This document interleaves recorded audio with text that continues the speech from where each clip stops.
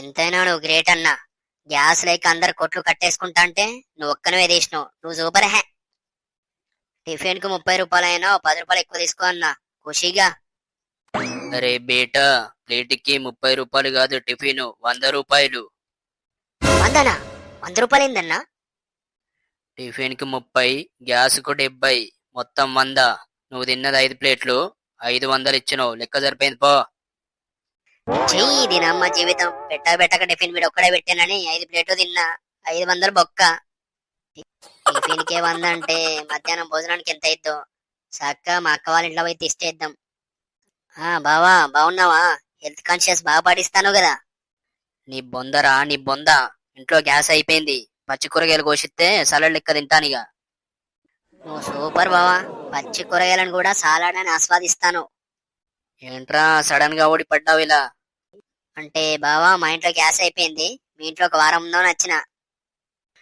మీ అక్క చెప్పిదే మాట చెప్పించుకొని కొడుతుంది. ఏంది బావా అంత మాట అంటాను? మా అక్క నేనంటే ప్రాణం. ఎప్పుడొచ్చినా 4 రోజుల నుండి పొమ్మంటది. ఇదే మాట పోయి మీ అక్క చెప్పురా. మీ అక్క రియాక్షన్ ఎలా ఉంటుందో నీకు తెలుస్తుంది. అక్క, కిచెన్ లో స్పెషల్ ఏం చెప్తాను. ఎందుకు వచ్చినవరా? ఎందుకు వచ్చినవా? ఎప్పుడు వచ్చినవా అయ్యి ఉంటదిలే. ఇప్పుడే వచ్చిన్నే బావతో మాట్లాడి నీ దగ్గరికి వస్తానా. అరే, షవులు పని చేస్తున్నావా? షవుడికి ఇట్లా వచ్చిందా నీకు? ఎందుకు వచ్చినవన్నా? ఎప్పుడు వచ్చినవన్లే. మన ఇంట్లో గ్యాస్ అయిపోయింది, అందుకే వచ్చిన.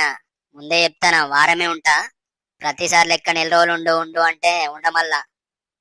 ఇప్పుడు అద్దులేరా, మళ్ళీ ఎప్పుడన్నా రాపో. నీకు చెప్తే అర్థమవుతలే అనే ఇంట్లో గ్యాస్ అయిపోయిందని. అరే ఏదవ్వా, మా ఇంట్లో కూడా గ్యాస్ అయిపోయిందిరా, మ్యాస్ అయిపోలే. రాసలు భలే మజాక్ చేస్తాను అక్క నువ్వైతే.